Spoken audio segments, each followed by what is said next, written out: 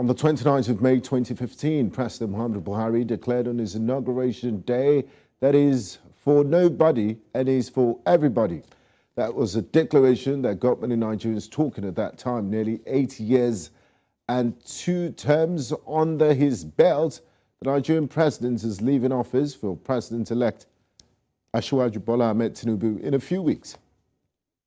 President Buhari rose to the presidency on his 4th attempt, having promised to fix Nigeria's economy and security challenged by former military head of state. His scorecards in the area of security remains a divisive topic. Just a few days ago, the outgoing president insists he has fulfilled his promise while regaling Nigerians with a long list of what he called extraordinary achievements by his government.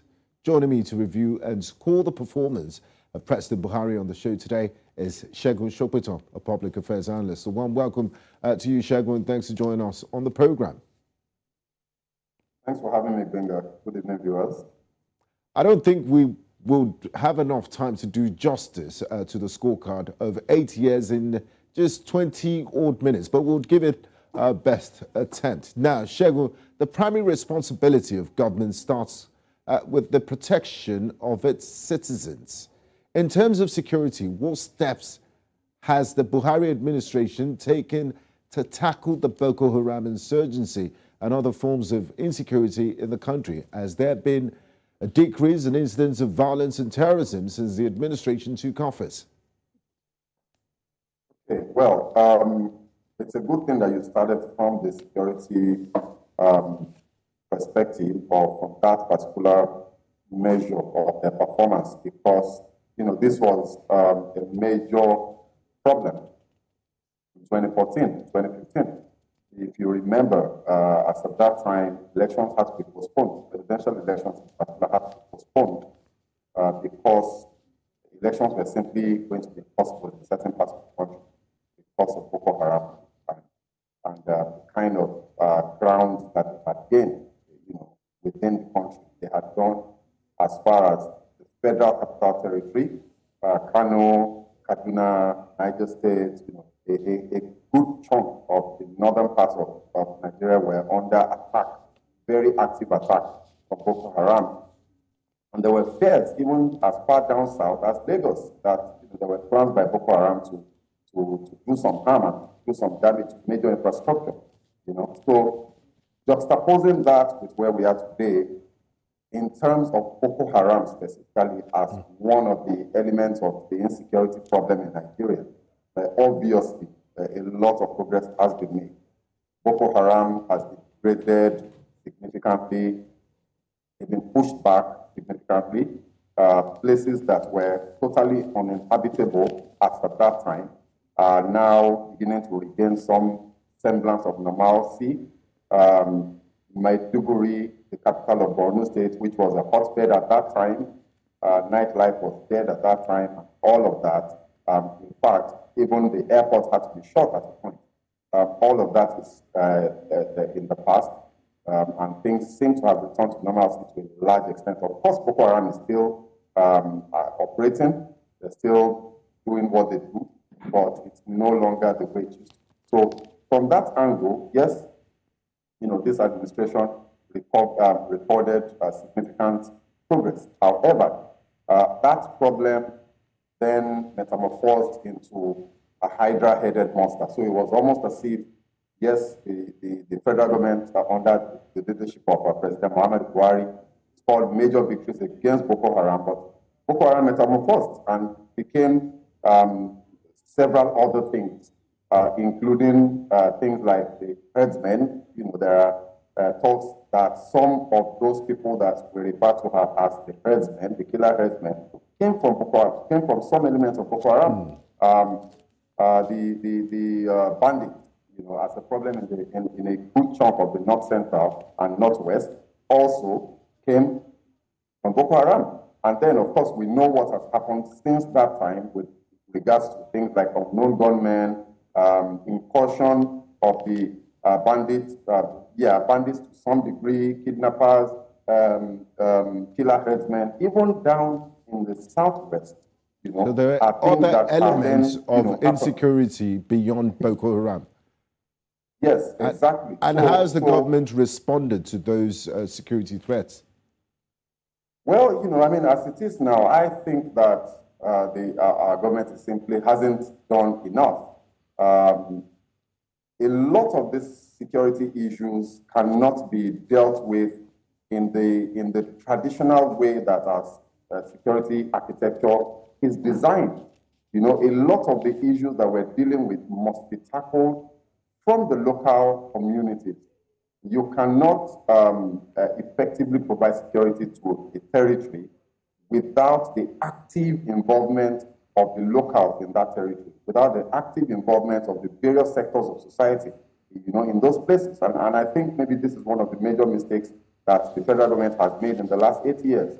The lack of this thought that it's all about might, is perhaps one of the major problems that the administration has had, and that's why it fails to record enough successes in those other areas. So whilst we've gained, some ground with regards to Boko Haram, if you want to talk about the overall security situation in the country, I'm afraid it might not be significantly better than what we had in 2015. Okay. It simply just changed its nature. Now, Segun, once you are secured as a human being, you begin to think of other things like feeding, on employment, and the economy. Now, one of the key promises the APC government made before the Buhari administration assumed office was the issue of unemployment. Has Buhari's administration been successful in reducing unemployment rates and improving the country's economy? How have they fared when it comes to employment and creating jobs to boost economic growth, particularly in non-oil sectors? Look, so the way the Buhari administration presented its own agenda at the beginning of its journey with Nigeria was on a three-tripod plank, on a three-tripod footing: security, the economy, and then the anti-corruption drive or war, as they called it. In terms of the economy, I think this is perhaps one of the areas where they've had the worst failure. So if you just look at some basic indicators, you could look at the exchange rate, for example. When the Buhari administration came on board, the official exchange rate was 197.50. Today, it's 462. That's over almost a 250, almost 300% growth. The parallel market is even worse. You had the black market rate as at that time running at around between 230 to 250 naira to the dollar. It's 740 today. And then another factor, that is kind of embedded in that is the fact that the divergence between the official rate and the black market rate has exploded, to almost double. As at 2015, we had maybe a 40, 50 naira divergence from the official rate to the parallel market rate. Today, it's over 400, almost 400 naira. If you look at inflation was single digit in 2015, 9%. As at the last report of the NBS was 22.04, and the same thing goes for interest rates. You look at the various indicators of the economy, and it is clear that the Buhari administration has not done well at all. Of course, you spoke about the unemployment rate, the poverty rate that we want to talk about. Everything has worsened between 2015 and today. And it's not a surprise because right from the beginning, even his supporters, even his most ardent supporters, admitted that economic management was perhaps not exactly the strong point of General Buhari at that time. The expectation was that he would make up for that in other areas, which unfortunately have not materialized. Let's look at the other areas where people thought you would perform better, and I want to know your assessments on this. I remember when it was campaigning before the 2015 elections, a lot of people would go back in memory lane and remember when it was military president of Nigeria and say, is incorruptible. They even called him Megaskia, the honest one. So people said, look, Nigeria's biggest problem then was corruption. Let's just get this man in to deal with corruption. Now, what measures has the government taken to address corruption and financial mismanagement in the country? Have these measures been effective in promoting transparency and accountability in government institutions? And we're also seeing oil theft on an industrial scale under this administration's watch that is affecting its foreign earnings. Look, when you juxtapose the promise of a thing with the reality that then occurred, I think this is the biggest failing of this administration. It's the fact that General Muhammadu Buhari came on a wave of optimism and a wave of hope that, based on his antecedents when he was military head of state, of being a man of integrity who fought corruption at that time, who fought in discipline with standstill at that time, a lot of people fantasized and romanticized that persona and expected that, since supposedly corruption was our biggest problem, I do agree that it is one of our biggest problems, that Buhari would come and slay that dragon. Unfortunately, the lion that we thought Buhari was at that time, that would slay the corruption dragon, was very, very quickly captured. And I always say that Nigerians thought they were getting a lion, but with all due respect to him, it turned out to be maybe a pussycat.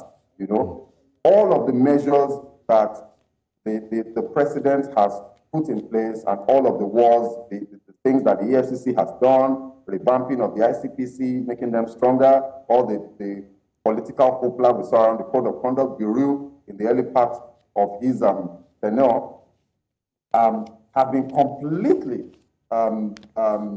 negated by some of his own very actions. I think that when you, as an anti-corruption crusader, pardons political associates who have been convicted in a competent court of law, whose appeal had been turned down, and who had been jailed, who were serving jail time, and then you bring them out of jail, pardon them, and then tell them to go and sin no more. You basically made absolute rubbish of everything that you've done and everything that you're trying to do. Because there is simply no basis for saying that you want to pardon a person who has been proven in a court of law to have stolen public funds, and is serving punishment. You take him out, pardon him, and then reward them with public office. That happened under the watch of an anti-corruption crusader like President Muhammadu Buhari. And for me, from that moral basis, he failed in the war on corruption. And we can see the fact, the reality of the messaging that sent across the entire gamut of government machinery across the country. Corruption today, whether you want to call it in terms of looting, in terms of nepotism, and all the other manifestations of corruption, I think are far worse. And the Transparency International Index supports this. There hasn't been any significant improvement, in that perception index that we tend to try to use to measure, where we are with the issue of corruption. So I think what President Buhari would have to admit that on this one, he failed. Now, the world went through what people have termed the great disruption, COVID-19. How did the government respond to the COVID-19 pandemic? What measures have been put in place to mitigate its impact on public health? And have there been any notable successes or failures in the government's handling and response to the pandemic? Well, look, we lived through all of that, and I think that to a certain degree, the government didn't do too bad. The NCDC, the Nigerian Center for Disease Control, did a fantastic job. I thought that they ran that entire operation based on global best practice. They provided data and information to the public on a very, very regular, and you could almost set your watch with when the reports would come out. Towards the end of each day, around 11 p.m., you get reports for the day with regards to what was happening with COVID. And that public information helped a lot of people to make decisions, helped a lot of businesses to plan, And then in terms of the response, in terms of the vaccine response, maybe that wasn't such a big success. We had to depend on handouts and donations to deal with that. It's only now that we're coming out with perhaps what may be our own version of the COVID-19 vaccine. You know, that is still so your overall assessment but I think largely we didn't do too bad. It's positive. Now, finally, before I let you go, and this is one area the Buhari administration loves to toot its own horn when it comes to infrastructure. They point to the second Niger Bridge. They look at the airport renovations and constructions across the country. They also talk about the Warri-Itakpe railway line, the Lagos-Ibadan Expressway, and other projects which they say are landmark and world-class. How would you score the Buhari administration when it comes to infrastructure?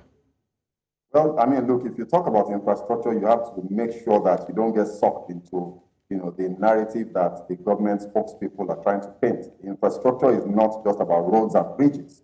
Infrastructure runs across the entire gamut of public services, roads, road transportation, rail transportation, air transportation, seaway, inland waterways, power, hospital, healthcare, education infrastructure. Yes. And you have to take all of that, into consideration.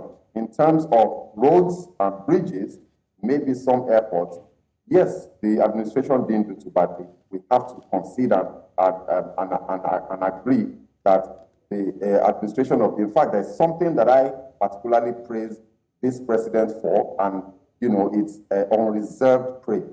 It's that a lot of the infrastructure projects that this administration finished, all the rail lines, the second Niger Bridge, Lagos-Ibadan Expressway, which is about to complete and which is really, a fantastic development. The fact that that is now being concluded, were not initiated by him. The practice that we've had in our history is, new administrations come, especially when they are taking over from the administration that was from another different party. They stop all projects and start a new one. But Buhari was very particular and categorical about that. He was not going to start any new projects until he finished the ones that were already on ground. And I think that the country has benefited tremendously from that. It deserves credit for that. But there's a whole lot more. The infrastructure deficit that this country has only just been barely scratched at the surface. So whilst it is tempting to say, oh, it's been a fantastic effort by the federal government, the truth is that that is not the case. The ingenuity that was required to bridge the gap, we're talking of tens of billions of United States dollars in infrastructure deficit, was simply lacking in the way the president, so we went borrowing instead of trying to. There's still so much to look at. Segun Sopitan, we'll definitely need a part 2 of this conversation. Thank you very much for being a part of a program. I do appreciate your insights and contribution. Thanks for having me.